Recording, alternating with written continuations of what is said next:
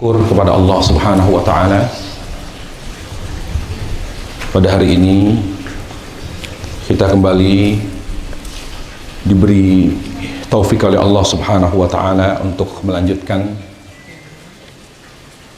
kajian ilmiah kita, membahas tentang amalan Nabi Sallallahu Alaihi Wasallam sehari semalam.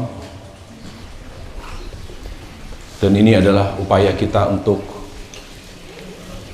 mencontoh Rasulullah Sallallahu Alaihi Wasallam dalam rangka bersyukur kepada Allah Subhanahu wa Ta'ala.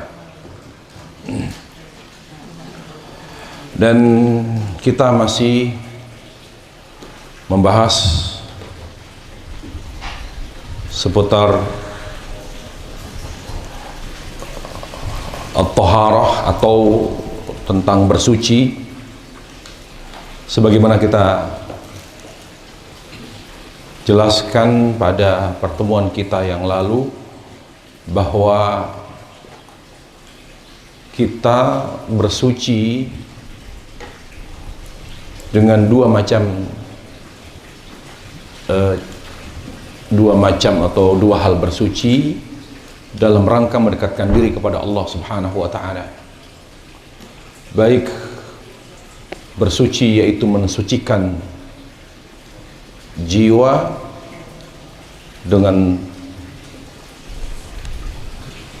taubat dan amal soleh, maupun mensucikan fisik dari hadath dan dari hal yang najis.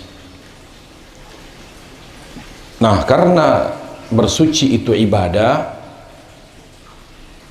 maka kita harus beribadah kepada Allah dengan ilmu.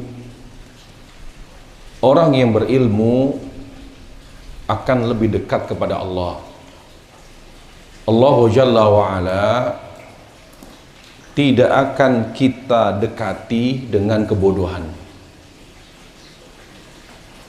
Yang dekat dengan Allah itu yang berilmu, yang mengenal Allah dan mengenal apa yang dicintai Allah dan dibenci olehnya Subhanahu wa Ta'ala.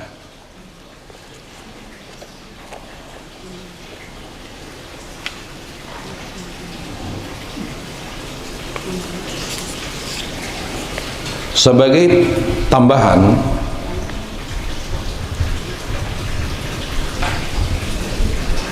terhadap materi yang lalu, kita ingin menyampaikan tentang hal bersuci. Bersuci itu memiliki 4 tahap. At-taharatu ala maratib. Jadi ini tambahan ilmu ya. Jadi bersuci itu memiliki 4 tahap dan saling berkaitan satu sama lain. Tidak mungkin kita sampai ke tahapan terakhir kecuali kita sudah melalui tahapan ketiga, kemudian sebelum ketiga kedua kemudian yang pertama. Apa yang tahapan pertama? Al-martabatul ula. Tahapan bersuci yang pertama adalah bersih dari segala hadath dan najis. Jadi kita harus jaga diri kita dari segala hal yang najis dan selalu menjaga dari hadas. Termasuk hadas kecil seperti yang saya sampaikan pada pertemuan yang lalu adalah bagaimana Bilal itu menjaga dirinya tidak dalam keadaan tidak punya wudu. Selalu jaga dirinya bersuci, memiliki wudu. Jadi tahapan bersuci yang pertama selalu mensucikan diri dari hadas dan dari najis. Ya, itu tidak berlama-lama membiarkan dirinya keadaan hadas, ya, tidak membiarkan dirinya terkena najis, segera dibersihkan. Tahapan yang kedua, nah ini kalau kita selalu menjaga diri, mensucikan diri dari segala hadas dan najis, maka Allah Jalla wa'ala akan memberikan kita semangat dan kekuatan untuk selalu membersihkan diri dari segala dosa. Jadi dosa itu kalau ingin cepat kita bersihkan, semangat untuk selalu membersihkan dosa dengan taubat, dengan istighfar. Awalnya apa? Kita sehari-hari suka membersihkan diri dari hadas dan najis. Jadi tahapan pertama kita adalah orang yang suka menjaga diri dari segala hal yang najis dan selalu mengangkat hadas dari diri kita. Baru berikutnya, tahapan berikutnya, Allah akan beri taufik kepada kita. Tahapan yang kedua ini kita akan selalu cepat dalam membersihkan diri dari kotoran dosa. Bitadhiril al-jawarihi anil atham wal jaraim. Ya. Tahapan ketiga. Jadi tahapan ketiga, kalau kita sudah selalu membersihkan diri dari hadas, dari najis, maka Allah akan mudahkan kita untuk selalu membersihkan diri dari kotoran dosa. Berikutnya, nah ini berikutnya. Tahapan yang ketiga. Maka kita, ketika kita cepat dalam membersihkan diri dari kotoran dosa, Allah Jalla wa'ala akan memudahkan kita untuk membersihkan diri dari akhlak yang buruk. Dari akhlak yang buruk dan sifat yang tercela. Jadi bagaimana seorang bisa punya atau tidak punya dengki, tidak sombong? Awalnya dia selalu jaga dirinya dari hadas, dari najis. Selalu cepat dalam membersihkan diri dari kotoran dosa. Nah, berikutnya baru tuh mulai bertahap. Dia bisa merubah sifat buruknya. Dia bisa menata hatinya untuk tidak lagi memiliki penyakit-penyakit hati, akhlaknya semakin baik, sifatnya semakin terpuji. Nah, baru yang terakhir. Kalau sifatnya sudah mulai membaik, karakternya sudah mulai lebih mulia. Tahapan terakhir, tathhirul qalbi amma siwallah. Hatinya hanya tertuju kepada Allah. Hatinya selalu rindu kepada akhirat. Hatinya selalu tertuju kepada Allah dan rindu kepadanya. Hatinya selalu rindu kepada akhirat. Hatinya selalu mengingat mati. Inilah 4 tahapan bersuci. Pertama, suci dari hadas dan najis. Kedua, suci dari kotoran dosa. 3, suci dari sifat yang buruk dan akhlak yang tercela, atau sifat akhlak yang buruk dan sifat yang tercela. Terakhir apa? Bersih dari selain Allah, bersih dari penyakit cinta dunia, bersih dari ambisi terhadap dunia. Di dalam hatinya hanya ada Allah, hanya cinta, rindu Allah, mengingat akhirat, mengingat mati. Itu puncak toharoh namanya. Jadi kalau ditanya apa puncak bersuci, hanya mengingat Allah, hanya tertuju kepada Allah, rindu kepada Allah, rindu kepada akhirat. Tidak ada sedikit pun di dalam hatinya ambisi terhadap dunia. Nah, ini puncak bersuci, ya. Baik, sekarang kita jelaskan pengertian suci, baik secara etimologi maupun terminologi, baik secara bahasa maupun secara istilah. Bersuci, suci itu artinya lawan dari kotor, khilafud danas, ya.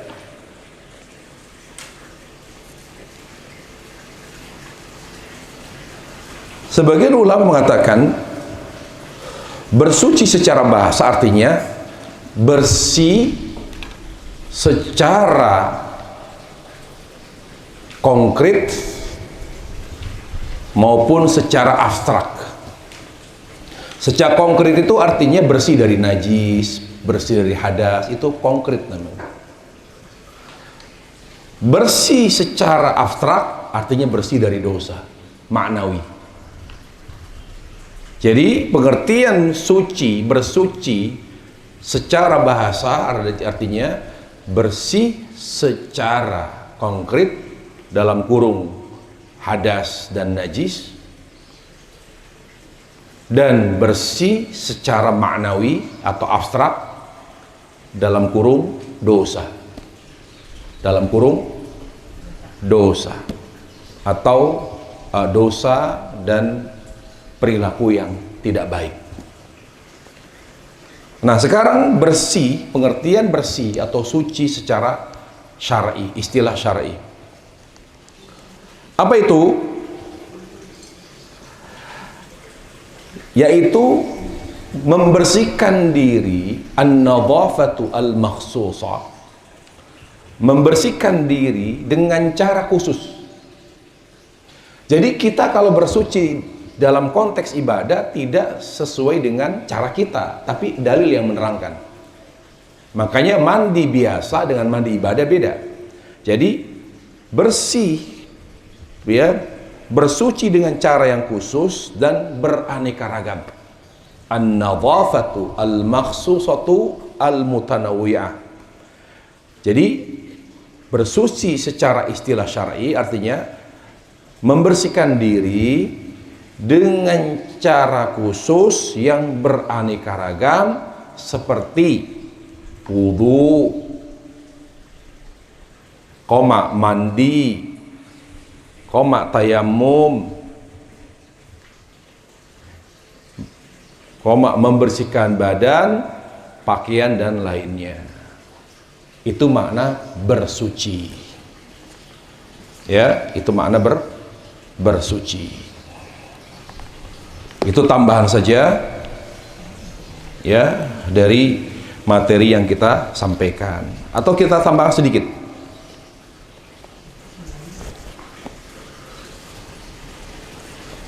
Kita mau sedikit ya. Ada kaidah berbunyi, tidak semua yang haram membahayakan dan kotor itu najis. Ini penting.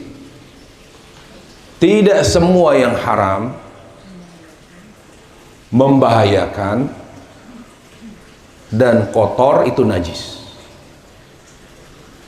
Saya akan jelaskan dengan pertanyaan supaya lebih paham. Tidak semua yang haram membahayakan dan kotor itu najis. Contoh, emas bagi laki-laki haram nggak? Haram. Apakah emas najis? Tidak. Sutra, apabila laki-laki memakai pakaian sut yang mengandung sutra, haram atau tidak? Haram. Apakah sutra itu haram atau najis? Jadi tidak semua yang haram najis. Tidak semua yang membahayakan itu najis. Semua yang membahayakan itu najis. Rokok membahayakan atau tidak? Najis tidak? Tidak. Tidak semua yang membahayakan itu najis, tapi haram. Baik, kotor. Tidak semua yang kotor itu najis. Kotoran hewan yang halal dagingnya, kotoran ayam, kotoran bebek, kotoran burung, dia kotor tapi tidak najis karena halal dagingnya. Kotoran yang najis adalah kotoran yang berasal dari hewan yang haram dagingnya. Itu kaidah itu. Jadi kalau kita terkena kotoran burung ketika sholat, maka lanjutkan, karena kotoran burung itu tidak najis. Kenapa? Karena dagingnya halal. Jadi tidak semua yang kotor dan berbau itu najis. Contoh misalnya, kita terkena ya air banjir misalnya. Sementara mau ke musola, seorang misalnya rumahnya banjir, dia ingin sholat ke musola karena bisa dijadikan tempat sholat hanya musola. Lalu pakaiannya terkena misalnya, terkena banjir. Apakah banjir itu, air banjir itu najis? Tidak. Tapi keruh, butek, kotor, bahkan agak berbau, najis tidak? Tidak. Tidak semua yang kotor, bau itu najis. Apalagi dia lebih dari 2 kula. 2 kula itu sekitar 40 liter. Banjir.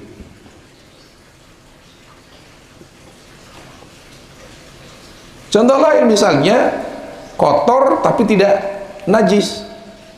Reak misalnya, ingus. Reak kotor atau tidak? Najis tidak? Nah, ini kaidah. Tidak semua yang haram membahayakan ya dan kotor itu najis. Kapan sesuatu itu menjadi najis? Ketika ada tambahan dalil yang menetapkan hal yang haram itu najis. Makanya di sini para ulama tidak sepakat tentang alkohol itu najis. Tidak sepakat alkohol itu najis. Mereka sepakat alkohol, minuman atau makanan yang mengandung alkohol haram untuk dikonsumsi. Haram. Tapi apakah alkohol itu najis? Ulama tidak sependapat. Tidak sepakat. Makanya alkohol yang tercampur pada parfum, sebagian ulama membolehkan. Karena dia tidak untuk dikonsumsi, tapi untuk dipakai. Dikenakan di baju. Dia tidak dikonsumsi. Kenapa boleh? Karena dia tidak najis. Ya, sebagian mengatakan najis tapi lemah. Karena untuk menetapkan sesuatu itu najis, sesuatu yang haram itu najis, harus ada tambahan dalil. Ini tolong diingat, dicatat ya. Karena ini penting sebagai pegangan kita dalam mengetahui sesuatu yang haram. Baik, sekarang kita masuk ke buku. Terakhir pembahasan kita, poin yang 7.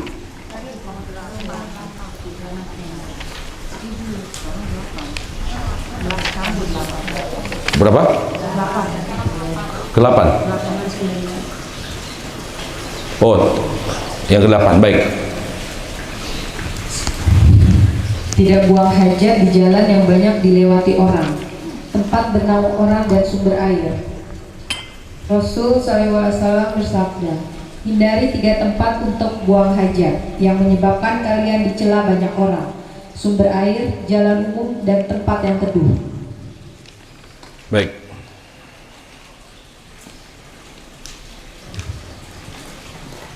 Sembilan, tidak buang air di saluran air yang tidak mengalir. Belum. Yang ke-8 belum saya jelaskan, sabar. Apa mau cepat selesai bagaimana? Poin 8. Tidak buang hajat, tidak buang air di fasilitas umum, di tempat umum. Ya. Apalagi sumber air, mata air. Nah, pertama, apa hukum? Apa hukum buang air di tempat umum, fasilitas umum? Apa hukumnya? Nah, di sini saya ingin berbagi ilmu. Ketika Nabi SAW melarang umatnya buang air di tempat umum, fasilitas umum, maka larangan ini masuk dalam kategori adab. Para jemaah sekalian, larangan dalam hal adab asalnya makruh, karena ini bicara tentang etika. Larangan dalam hal etika yang Nabi keluarkan maknanya makruh, itu asalnya. Tidak dikatakan haram. Jadi misalnya, apa hukumnya buang air kecil di pohon tempat orang kumpul? Makruh. Itu asalnya. Tapi tidak selalu dikatakan makruh. Apa hukumnya BAB? Ya, di tempat, di jalan yang sering dilalui orang, sehingga orang setiap lewat situ, ini bau apa ini? Kita bilang asalnya makruh. Jadi asal hukum larangan dalam hal etika makruh, kecuali menimbulkan bahaya yang lebih besar, apalagi sangat membahayakan, maka tidak lagi bisa dipahami makruh. Maka tidak bisa lagi dipahami makruh. Contoh misalnya, seorang buang air kecil di sumber air. Ini sumber air masyarakat kampung. Lalu kita sebagai tamu sembarangan, lalu kita buang air kecil di sumber air. Sementara ini adalah air buat minum, buat masak, dan sangat membahayakan. Kita katakan haram. Tidak logis kalau perbuatan yang tidak benar itu dipahami sekedar makruh. Contoh lain, ada tempat kumpul, sering orang berkumpul di situ, duduk-duduk situ. Kemudian dijadikan oleh seorang yang jorok hidupnya, lalu dia BAB di situ, sehingga orang tidak ada yang membersihkan. Lalu dia mengutuk, mereka mengutuk, ini siapa yang sembarangan, kurang ajar. Mudah-mudahan dikutuk, didoain, sampai orang gak ridho. Biasa mereka kumpul di situ, sehingga tidak ada yang mau kumpul di situ, duduk di situ, sehingga mereka mengutuk, melaknat. Ya, karena tidak semua orang membersihkan kotoran manusia, atau pesing, sampai pesing, baunya luar biasa, sehingga mereka sangat mengutuk, membenci, ya, bahkan mencari pelakunya. Bisa-bisa kalau mereka tahu pelakunya, sekarang kita tahu, sekarang main hakim sendiri, maka kita bilang orang buang kecil sembarangan, apalagi BAB, bisa jadi hukumnya haram, meskipun asalnya larangan dalam hal etika, asalnya adalah makruh.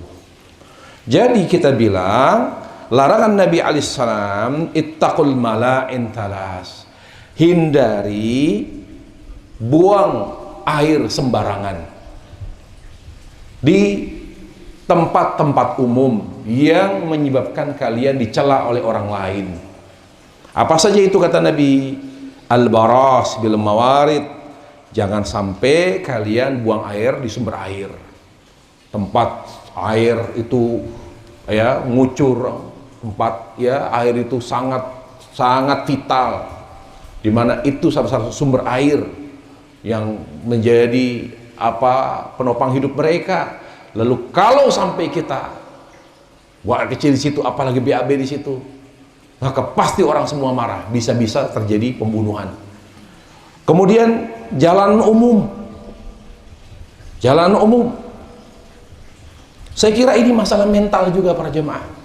Kalau orang mentalnya itu jorok, setiap dia kebelet pipis, mindsetnya itu sudah tidak bersih.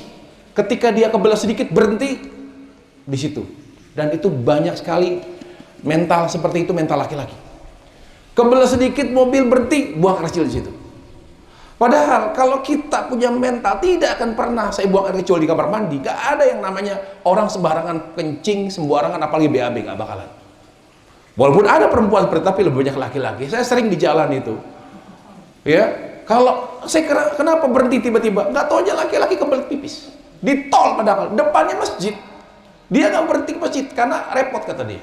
Tapi dia berhenti, buka pintu langsung. Ini kan jalan umum. Yang seperti ini makruh, tapi ini mental. Mental. Dan kita didik anak kita seperti itu. Jangan sembarangan, apalagi perempuan. Jangan beser perempuan itu. Artinya baru jalan sedikit pengen buang air kecil. Para jamaah sekalian, perempuan itu rawan. Jangan sembarangan BAB ya di tempat umum.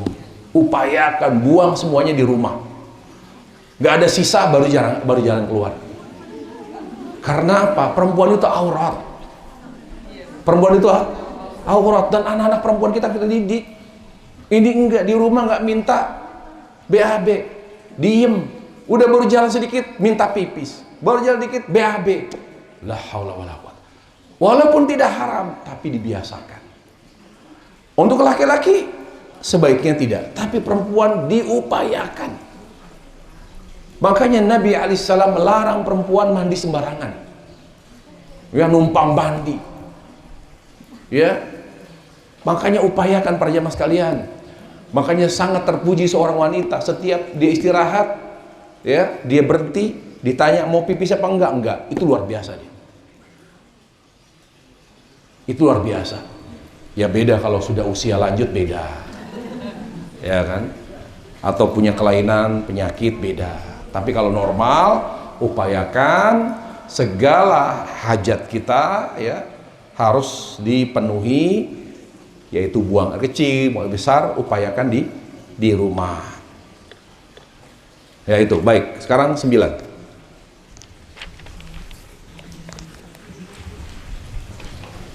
Tidak buang air di saluran air yang tidak mengalir. Rasul SAW bersabda, Yaitu menggenang, airnya menggenang. jangan sekali tidak mengalir. Berbeda halnya kalau airnya mengalir. Misalnya selokan tapi airnya kencang, itu boleh. Yang tidak boleh saluran air yang tidak mengalir, jadi airnya menggenang, nggak boleh. Dia diem, dia tidak ngalir, lalu kita kencing di situ, nggak boleh. Ya, dilarang. Karena akan menimbulkan lama-lama jadi bau pesing dia. Kemudian, jangan sekali-sekali salah seorang di antara kalian buang air kecil di air yang tidak mengalir kemudian mandi dengan air tersebut. karena sebagian kampung itu ada tempat terbuka bak mandi atau tempat terbuka gitu. Jadi ibu-ibu itu mandinya pakai kain segini. Nah kita lihat ini air apa? Bening, kencing di situ. Akhirnya orang mandi, loh kencing di situ, dia akhirnya nggak bisa mandi di situ. Jadi tempat air yang tidak mengalir. Nah pertanyaannya, boleh nggak kita kencing di kolam renang? Kolam renang, mengalir nggak kolam renang? Tergantung kalau dia disirkulasi, tapi tetap upayakan jangan, kan nggak ketahuan. Nggak ketahuan, itu kuning-kuning apa, itu kan nggak ketahuan, kan airnya banyak sekali volumenya. Jadi dikhawatirkan termasuk dalam larangan ini, yaitu buang air kecil di tempat penampungan air, termasuk kolam renang di dalamnya yang tidak mengalir airnya. Baik, kemudian yang 10, tidak membawa masuk ke dalam WC sesuatu apapun yang terdapat zikir seperti Al-Quran dan benda apapun yang tertulis padanya lafaz Allah. Hal itu demi menjaga kemuliaan dan keagungan syiar-syiar Allah. Allah Ta'ala berfirman, Barang siapa yang mengagungkan syiar-syiar Allah, maka hal itu termasuk ketakwaan hati. Ikrimah berkata, Ibnu Abbas radhiyallahu anhu, apabila hendak buang hajat maka memberikan cincinnya kepadaku. Syekh Saleh Ali Syekh berkata, namun jika khawatir cincinnya dicuri atau hilang, misalnya ibu punya cincin, ada tulisan Allah, aduh mau masuk kamar mandi ini, di tempat umum, di rest area misalnya, taruh di depan, kan takut hilang. Tapi kalau dimasukin kamar mandi kan ada Allahnya. Bagaimana caranya? Maka sebaiknya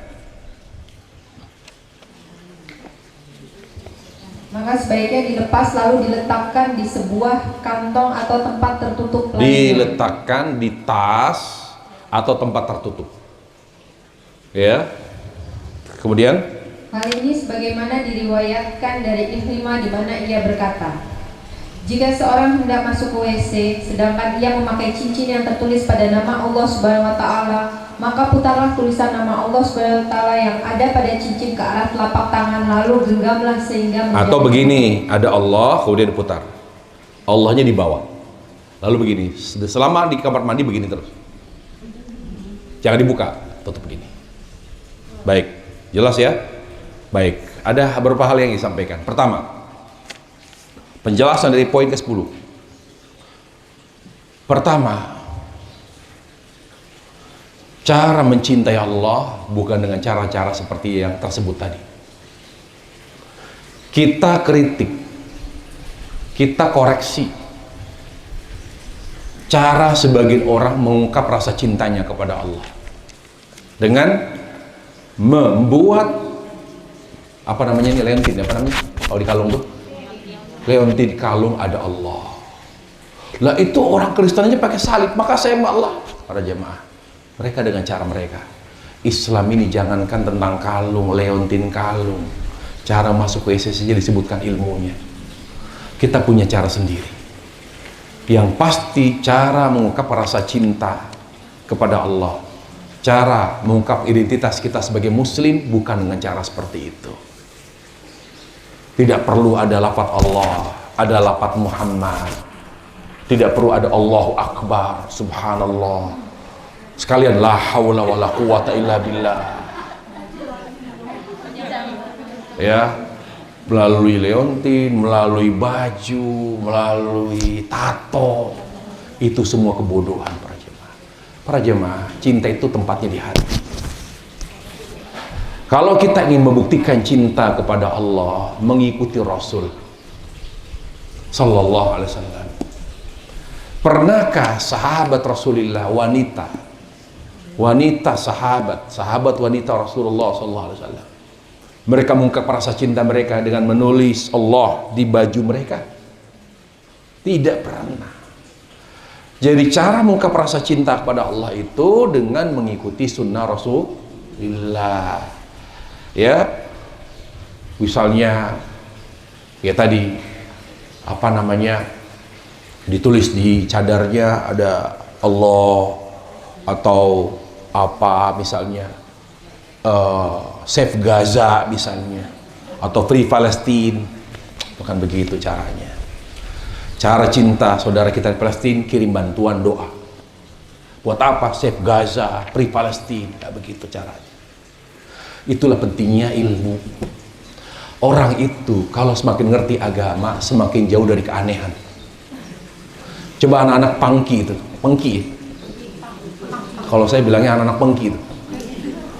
Buat apa coba rambutnya dicepak, nggak mandi, kalung di sini, karena bodoh.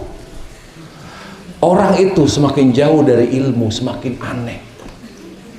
Begitu pula kita.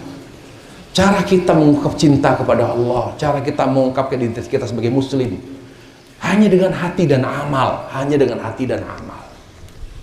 Tidak lebih dari itu. Amal yang sesuai dengan contoh Rasulullah. Ingat, mengungkapkan rasa cinta kepada Allah, mengungkapkan kebanggaan kita sebagai muslim hanya dengan dua cara. Dengan hati yang semakin mengagungkan Allah, mencintai Allah. Yang kedua dengan amal yang sesuai dengan tuntunan Nabi SAW. Silahkan tanya.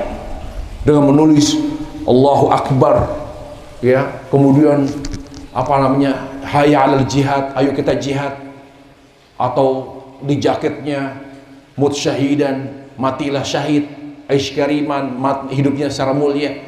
Itu untuk apa kata-kata itu? Ya, untuk apa kata-kata itu? Kita buktikan saja kebanggaan kita sebagai muslim dengan amal. Pantas enggak? Di jilbab seorang wanita muslimah tertulis Allahu Akbar, tapi sholatnya nggak khusyuk. Setiap dia sholat selalu pikirannya kemana-mana. Ini cinta Allah atau tidak? Sekarang amal yang lebih Allah cintai, berhijab dengan banyak tulisan dzikir atau dengan sholat yang khusyuk? Begitu. Kalau dia mengerti agama, buktikan cintanya kepada Allah. Setiap dia sholat, selalu dia khusyuk, mengarahkan hati kepada Allah Subhanahu wa ta'ala. Ya, itu kritik yang pertama. Kritik yang kedua, atau hal yang kedua yang perlu sampaikan, kenapa tidak boleh memasukkan unsur zikir ke dalam kamar mandi, ke dalam WC? Ya, karena Allah itu, segala zikir kepada Allah itu harus dimuliakan. Sementara WC tempat yang paling hina, tempat yang paling hina, dan itu tidak boleh menyatu. Makanya alasan kita tidak memasukkan unsur zikir ke dalam kamar mandi adalah menjaga kemuliaan syiar agama Allah. Itu syiar, ya, menjaga syiar. Dan termasuk juga ada larangan dari Rasulullah SAW. Jangankan zikir, berbicara saja tidak boleh. Kenapa kita tidak boleh bicara di dalam kamar mandi? Karena WC itu, kamar mandi itu tempatnya syaitan. Sehingga kita tidak boleh berlama-lama di situ. Makanya kalau ada orang muslim, kalau ada muslimah betah di kamar mandi, dipertanyakan imannya. Dipertanyakan imannya. Kenapa? Karena kamar mandi itu bukan tempat ibadah, bukan tempat zikir. Makanya perjamaah, kenapa ucapan pertama kita setelah keluar kamar mandi apa? Gufronaka. Kenapa? Kenapa? Karena selama di kamar mandi kita tidak berzikir. Makanya Abu Bakar Siddiq, kalau dia masuk kamar mandi, beliau selalu menggigit siwak. Supaya ketika refleks lisannya astagfirullah, dia ingat, oh ini kamar mandi. Karena lisannya sudah sangat refleks selalu berzikir kepada Allah. Mungkin hati bisa berzikir, tapi lisan gak bisa. Di kamar mandi itu tidak boleh ada amalan zikir dengan lisan, gak boleh. Zikirnya hanya boleh di hati. Hanya boleh di hati. Selama 5 menit, 10 menit, seperempat jam di kamar mandi, kita tidak berzikir kepada Allah. Sementara hidup kita untuk berzikir. Makanya keluar kita kamar mandi, ampunanmu ya Allah, maafkan aku ya Allah. Aku selama 5 menit, 10 menit, seperempat jam, 20 menit, setengah jam, aku tidak berzikir kepadamu ya Allah. Itu permohonan maaf kita. Makanya para jemaah sekalian, kita harus menyelesaikan hajat kita, buang hajat kita sesuai dengan keperluan. Ada sebagian orang BAB, sebagian laki-laki sambil merokok, dia menikmati WC. Ada juga kita kritik, kamar mandinya sangat bagus sekali, dia buat kamar mandinya untuk budget kamar mandi bisa ratusan juta. Ini bukan muslim berjemaah. Jangan. Bersih iya, bagus boleh, tapi mahal upayakan jangan. Boleh untuk kamar, alokasikan budget untuk kamar yang mahal, silahkan. Tapi untuk kamar mandi, ini bukan tempat zikir kita. Kalau seorang muslim ngerti agama, dia hanya buat toiletnya itu sederhana, bersih, indah, tapi tidak harus mahal. Tidak harus mahal. Tidak ideal seorang muslim dia beli apa? Kloset ya. Itu sampai puluhan juta para jemaah. Untuk apa dia beli buat BAB saja puluhan juta? Apakah membuat dia bisa lebih nyaman gitu kayak kasur empuk? Para jamaah sekalian, orang yang ngerti agama, perilakunya itu akan semakin berbeda. Perilakunya, cara berpikirnya. Jadi para jamaah sekalian, kalau kita ingin selalu dekat dengan Allah Jalla wa'ala, jangan biarkan kamar mandi kita mewah. Bagaimana kita buat mewah? Tempat favoritnya syaitan. Bagaimana seorang, makanya saya kritik juga kalau ada orang sampai mandi di kamar mandi pakai betak gitu, berjam-jam berendam air sabun sambil dia lihat, itu bukan kamar mandi muslim. Itu boleh orang-orang barat, orang-orang yang tidak punya iman. Kita di sana hanya untuk mandi, BAB, dan hal yang memang perlu kita lakukan di situ, selesai keluar. Mari nanti kita kaitkan dengan poin berikutnya, yaitu poin yang ke-16. Ya. Nanti di poin ke-16 di sana dikatakan tidak boleh berlama-lama duduk, diam, berada di kamar mandi atau WC melebihi waktu yang dibutuhkan. Jadi nggak ada itu orang Islam yang berendam di kamar mandi, nggak ada. Itu bukan Islami para jemaah. Sekarang gini logikanya, itu tempatnya jin gitu. Dia hanya cukup mandi selesai keluar, ngapain berendam dalam kamar mandi? Apalagi perempuan yang sedang haid, rentan untuk kerasukan. Sebagian besar perempuan itu kerasukan jin karena haid dan lebih banyak terkena di kamar mandi. Makanya kita Islami itu kita terapkan pertama di mana Islami? Hal-hal yang Islami di kamar mandi. Perilaku Islami kita, suasana Islami kita. Nanti ada yang di dalam hati merasa, wah Ustadz nyindir saya nih. Saya di rumah, di kamar mandi, di rumah saya ada betaknya ini. Yang sudah jadi, ya sudah. Saya tidak nyuruh bongkar. Tapi paling enggak buat anak-anak berendam aja lah. Tapi kita yang sudah dewasa, yang sudah ngerti, nggak usah dipakai buat berendam lagi. Cukup. Kita disanya untuk mandi, ya, wudu. Kalau memang bisa hanya wudu di dalam kamar mandi, selesai keluar. Jangan dipakai lagi. Tidak ada lagi yang namanya berendam-berendam. Ya. Baik, itu poin yang ke-10 ya. Nah, ketika ada hal yang bersifat dzikir kepada Allah, baik itu Al-Quran, lafaz dzikir, maka solusinya kalau kita masuk ke dalam kamar mandi, silakan ya tetap dipakai atau dilepas, taruh di tempat tertutup, di tas atau di dompet atau di kantong. Jangan dibiarkan dzikir kepada Allah, lafaz dzikir itu terbuka di saat kita berada di dalam kamar mandi. Allahu ta'ala alam. Baik, kemudian yang ke-11, tidak buang air kecil di tempat wudhu atau di kamar mandi tanpa WC. ya, dilarang.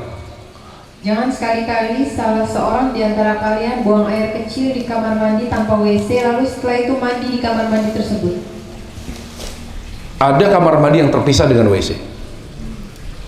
Bagaimana Ustadz kalau kamar mandi saya terpisah dengan kaca? Maka buang air kecil dulu di WC, di tempat kamar mandi yang dipisah oleh kaca hanya untuk mandi. Khawatir larangan itu termasuk di dalamnya. Jadi WC untuk tempat BAB, buang air kecil, kamar mandi hanya untuk mandi. Ya, hanya untuk mandi. Sampai seperti itu Nabi mengajarkan kita untuk bersih. Untuk bersih, bayangkan. Berarti Islam itu agama yang bersih, wangi.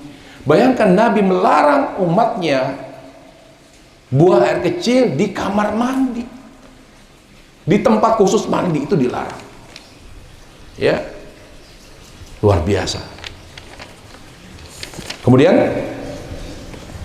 Sebaiknya tidak buang air kecil berdiri apabila buang air kecil di WC yang berlantai keramik atau lainnya, karena kekhawatiran cipratannya akan memantul ke pakaian kecuali mengarahkan air seninya langsung ke lubang WC. Namun demikian buang air kecil berdiri hukumnya mubah. Nah, Huzaifah berkata, Nabi SAW mendekati gundukan tanah sebuah kampung lalu beliau buang air kecil dengan berdiri. jadi buang air kecil dengan berdiri itu boleh, tidak ada larangannya. Jadi jangan pernah kita melarang anak kecil, cucu laki-laki, anak laki kita itu jangan kencing berdiri. Sampai ada yang laki-laki itu sampai pipis gitu karena adanya cuma kencing berdiri, dia nggak mau tahan, nggak mau, saya maunya di kamar mandi. Itu keliru para jemaah, karena dia ingin, takutnya nggak sesuai sunnah. Ada orang berlebihan. Kita bilang kencing berdiri itu boleh bagi laki-laki. Kadang ada sebagian pengurus masjid itu tidak mau menyediakan tempat kencing berdiri bagi laki-laki. Nah kalau perempuan kan nggak mungkin. Nah kalau laki-laki tinggal bikin beberapa toilet, 2 aja, kamar mandi, sisanya berdiri aja. Kenapa demikian? Karena itu boleh. Dan kalau semuanya harus kamar mandi, sementara hanya bisa mau dibuat 2 kamar mandi, lah orang antrinya panjang. Karena perempuan tidak mungkin aja berdiri. Kalau mungkin berdiri dia. Nah makanya para jemaah sekalian Allah Subhanahu wa taala, kalau misalnya seorang harus kencing di situ, apalagi sudah kebelet, silakan. Cuma kejadian, ya ini penting juga. Kalau bisa tempat untuk kencing berdiri bagi laki-laki jangan terlalu canggih. Saya kritik itu airport Dubai itu terlalu canggih. Jadi kita pernah buang kecil di situ, kita nggak tahu, ternyata sudah selesai, kok ini nggak keluar, sensornya nggak ada, nggak ada pencetannya, ini digini nggak keluar, dipencet gini nggak keluar, astagfirullah, udah gitu antrian panjang lagi. Akhirnya jamaah umroh bilang, Ustaz kenapa? Ini nggak keluar, terlalu canggih, gimana? Digini nggak keluar. Saya foto, mungkin foto sensor, kok nggak keluar juga? Ya Allah, ini orang udah ngantri panjang, nggak enak. Akhirnya maaf Pak Ustadz, diambil botol, Pak Ustadz maaf, ini buat cebok. Ya Allah, manual juga ini. Astagfirullah, boleh lah, tapi jangan terlalu canggih. Ini bikin orang susah jadinya. Ya, makanya jangan mahal-mahal lah, biasa saja. Ya, tolong Ibu, kalau memang punya duit banyak, disedekahin aja. Gak usah buat beli WC, toilet, buat BAB itu sampai harganya 50 juta. Jadi kalau mau BAB sampai kebuka sendiri. Begitu luar biasa. Bisa, Ibu tinggal datang ke Toto ya. Di Geraha Toto itu di daerah di Selipi itu di dekat Darmais itu Ibu tinggal di daerah Tomang itu kiri. Datang di situ semua yang paling canggih ada, sampai ratusan juta itu ada. Jangan dibeli, jangan. Mendingan buat yantuan anak yatim, tapi intinya kita harus alokasikan duit kita untuk hal yang lebih islami lah. Ya. Nah, tapi lebih afdal apabila buah kecilnya duduk, itu bagi laki-laki. Itu bagi laki-laki. Nah, kemudian poin 13, memastikan adanya air di dalam WC. Jika tidak ada air, maka menyiapkan dan membawanya ke dalam WC. Betul. Jadi jangan langsung ya pipis karena kebelet langsung.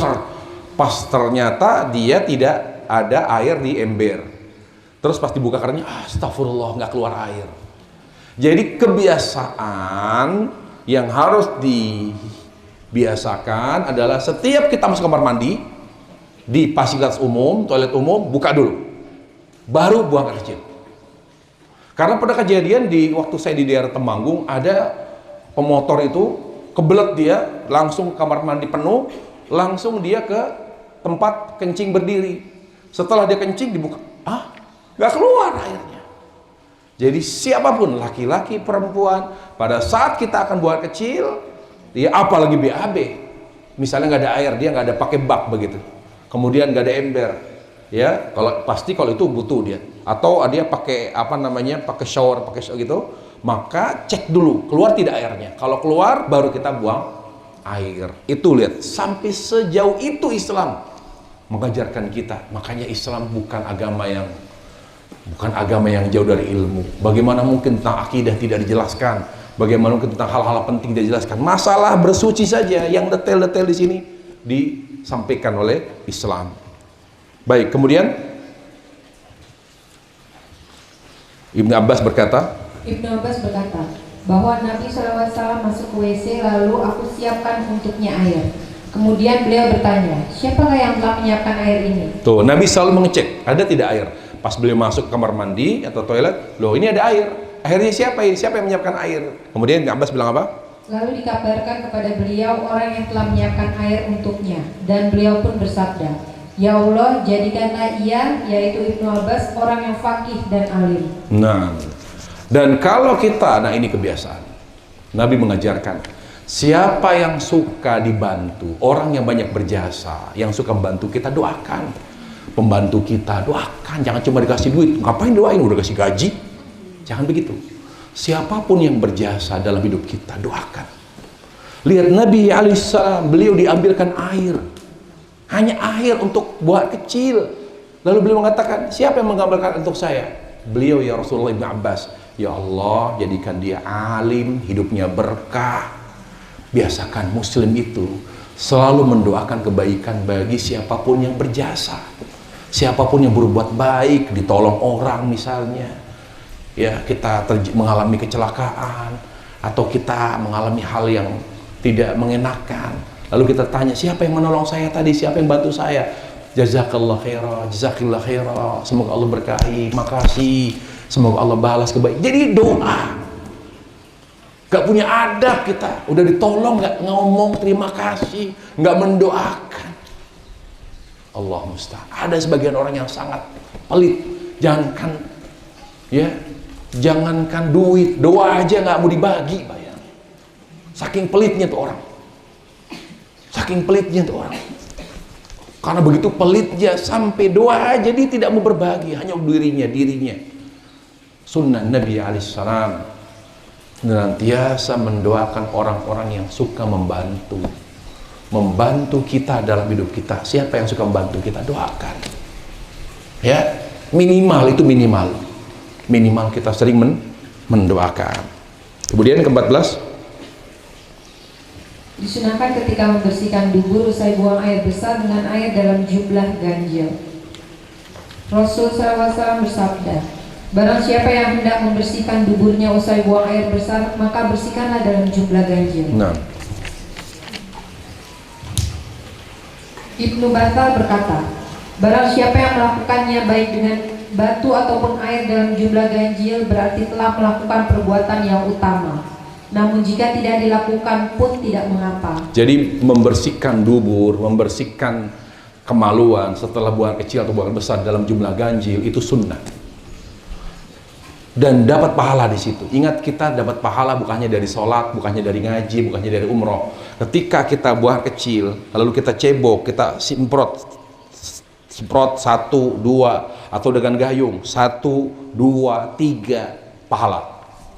Apapun yang kita kerjakan sesuai dengan sunnah Nabi, pahala di sana. Subhanallah, ladang pahala banyak. Hanya karena kita membersihkan kemaluan atau dubur kita dengan jumlah ganjil, pahala. Kenapa kita tidak manfaatkan? Itulah umur untuk mencintai Allah dan membuktikan cinta dengan amal.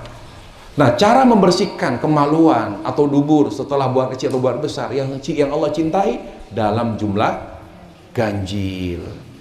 Nah, hadis tersebut menunjukkan bahwa Nabi SAW memerintahkan perbuatan seperti itu hanya sekedar anjuran dan bukan sebuah kewajiban yang tidak ditinggalkan sama sekali.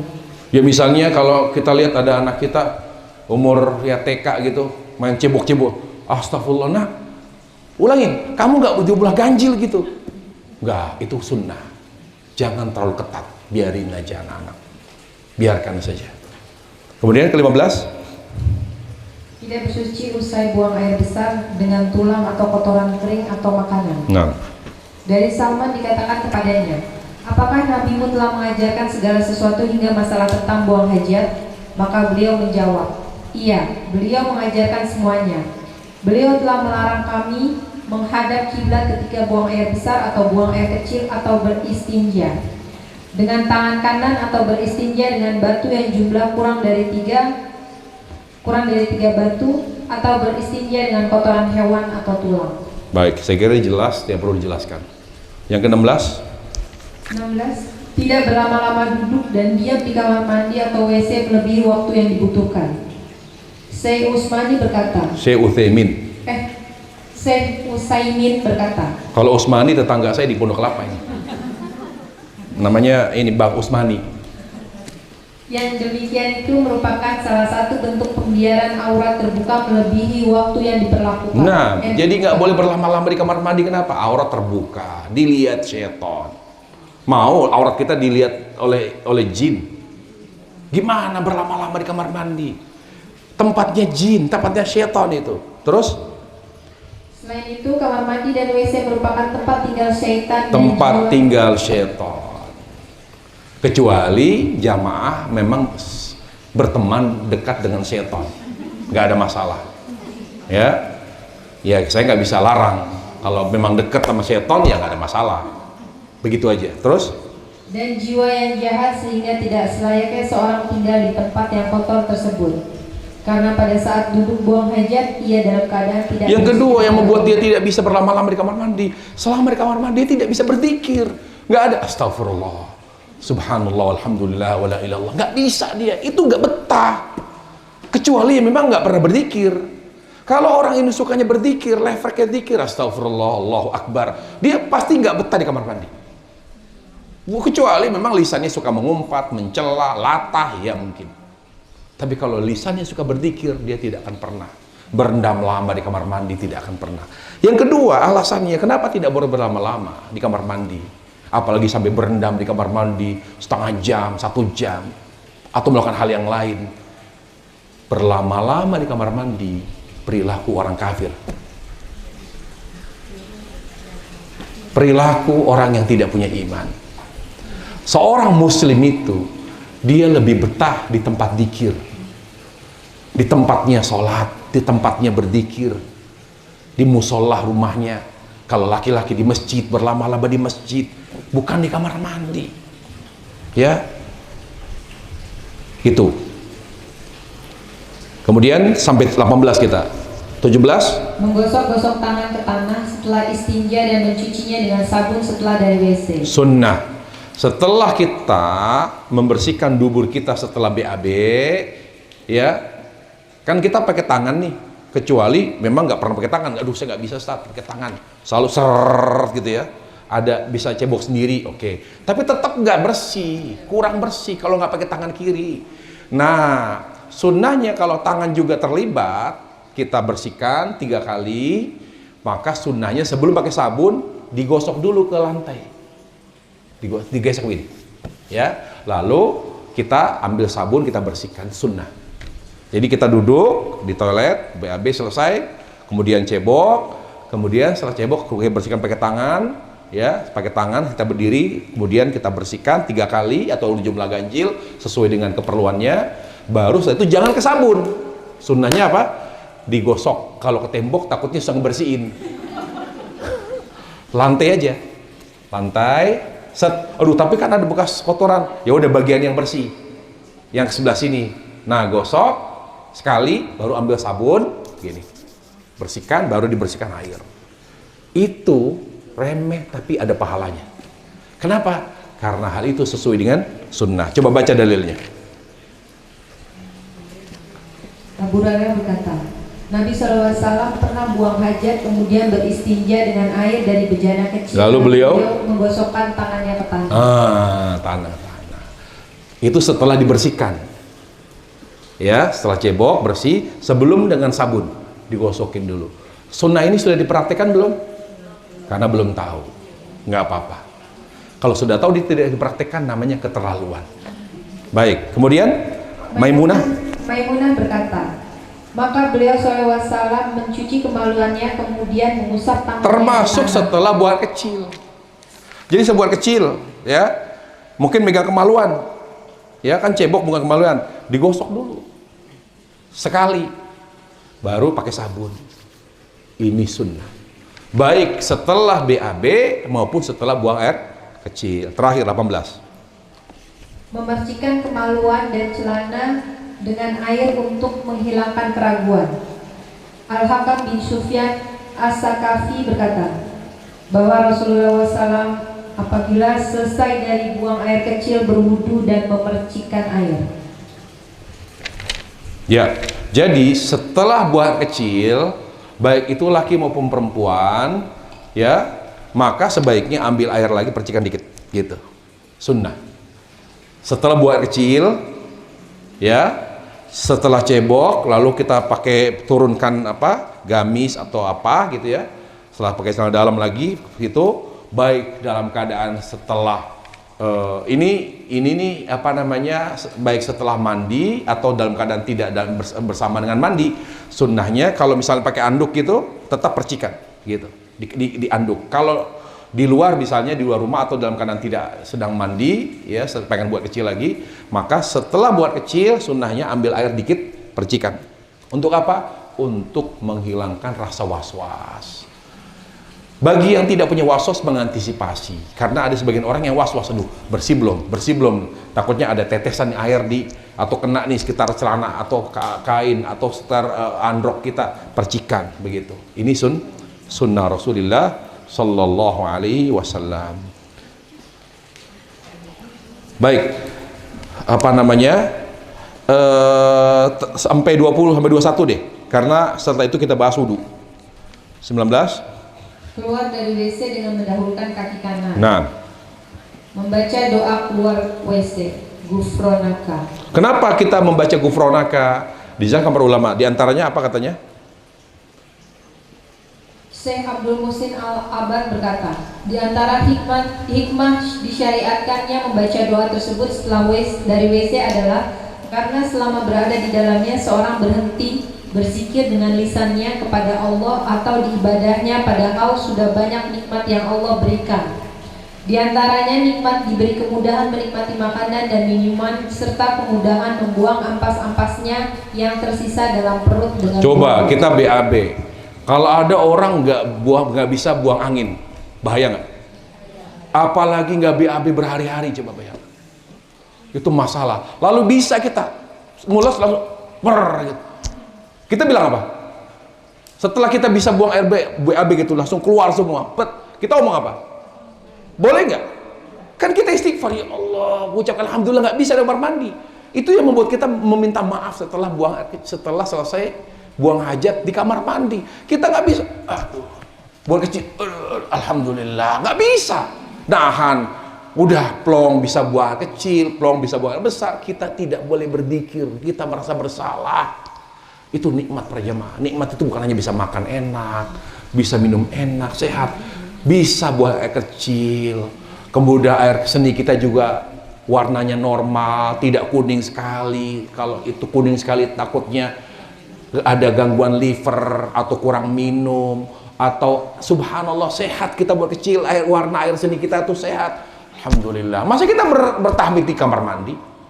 Makanya seorang muslim yang suka berzikir pasti tidak betah di kamar mandi. Ini ada yang sudah berhijab di kamar mandi nyanyi atau sholatullah, gimana coba sholatullah di kamar mandi? Ada kafat Allahnya. Makanya seorang muslim itu tidak boleh hanya memperhatikan penampilannya, tapi juga dia harus belajar agama supaya bisa memperbaiki perilakunya. Kemudian ke-21 terakhir, berwudu setelah keluar dari WC. nah, sunnah. Setiap selesai buang air kecil, setiap selesai buang air besar, setiap selesai mandi, wudu. Jangan biarkan kita tidak punya wudu. Jangan hanya mandi saja. Jangan hanya BAB. Jangan hanya buang air kecil. Selesai buang air kecil, wudu. Selesai BAB, wudu. Selesai mandi, wudu. Mana contohnya? Rasul. Apa Rasulullah SAW? Aisyah berkata, lihat Aisyah bercerita tentang kebiasaan Nabi SAW, bahwa beliau SAW apabila keluar dari WC maka berwudu. Lihat, Nabi setiap BAB, seusai BAB, wudu. Beliau setelah selesai buat kecil, wudu. Apakah kebiasaan ini sudah kita lakukan? Setiap buat kecil wudu, sudah belum? Astagfirullahaladzim. Sejak duhur Sejak duhur ini, kalau kita ke kamar mandi, selesai buang kecil, wudu. Selesai BAB, wudu. Pokoknya begitu. Jadi jangan biarkan setelah buang kecil tidak wudu. Ini sunnah. Ya, tolong. Mudah-mudahan amalan ini yang bisa membuat kita masuk surga. Kita tidak tahu kebaikan mana yang membuat kita masuk surga. Kita tidak tahu amal soleh mana, kebaikan mana yang memasukkan kita ke dalam surga. Kita nggak tahu.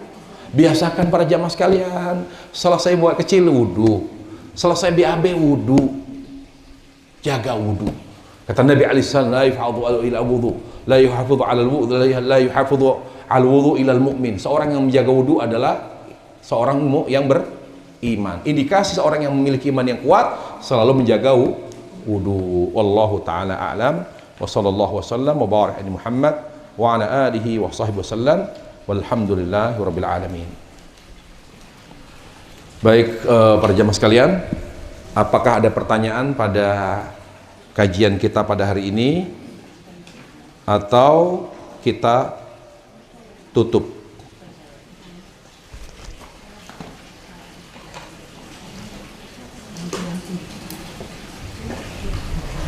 Ada pertanyaan? Cukup ya, jelas? Ada yang kurang jelas? Atau ada yang mau curhat?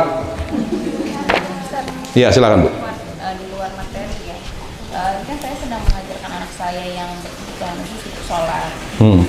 Kemudian sebaiknya apakah dibarengi dengan saya sholat juga, atau saya sholat dulu, kemudian saya sholat lagi gitu? Oh, tidak, sholat itu tidak boleh dilakukan 2 kali. Ya, pada asalnya begitu. Kecuali untuk menemani. Maka yang kedua sifatnya sunnah. Seperti Mu'ad bin Jabal. Misalnya kata Nabi alaihissalam, ketika ada orang yang sholat sendiri, kata Nabi, "Ma yatatawwa ala hadza?" Siapa yang menemani orang ini? Jangan biarkan sholat dia sholat sendiri. Nah, atau karena ingin beri contoh. Kalau sekedar ingin memberikan contoh atau ingin menerangkan tentang tata cara sholat, maka tidak perlu sholatnya beneran. Jadi seperti orang sholat, ya Allahu Akbar gitu. Karena pada asalnya sholat itu tidak boleh diulangi 2 kali. Jadi yang keduanya diniatkan sunnah ya, untuk mencontohkan. Iya, tapi apakah dengan sholat sunnah? Jangan dengan sholat yang sama. Misalnya sudah sholat maghrib, lalu kita mencontohkan anak sholat maghrib. Kita sholat maghrib tidak boleh 2 kali. Sholat itu tidak boleh kerjakan 2 kali, karena kita sudah bari'ad dhimmah, kita sudah melaksanakan kewajiban. Nah, jadi kalau ingin beri contoh, ingin menjelaskan, ya cukup pura-pura sholat gitu loh. Pura-pura sholat maghrib, Allahu Akbar, nggak apa-apa, pura-pura aja. Karena saya kan juga menjaharkan suara saya. Nggak apa-apa, dijaharkan sambil pura-pura sholat kan bisa. Bismillahirrahmanirrahim. Abu Hurairah bilang, cara mengajarkan perlu dengan pura-pura dan ada dispensasi. Abu Hurairah itu kalau dia mengajar, dia bismillahnya dijaharkan. Kan sunnahnya kalau sholat itu bismillah tidak dijaharkan, langsung alhamdulillahi rabbil alamin. Tapi Abu Hurairah kalau dia ngajar anak-anak, dia baca Allahu Akbar, diterangkan bacaan istiftahnya, Allahumma ba'id baini wa baina khataya, Allahu Akbar kabira, dibaca nggak apa-apa.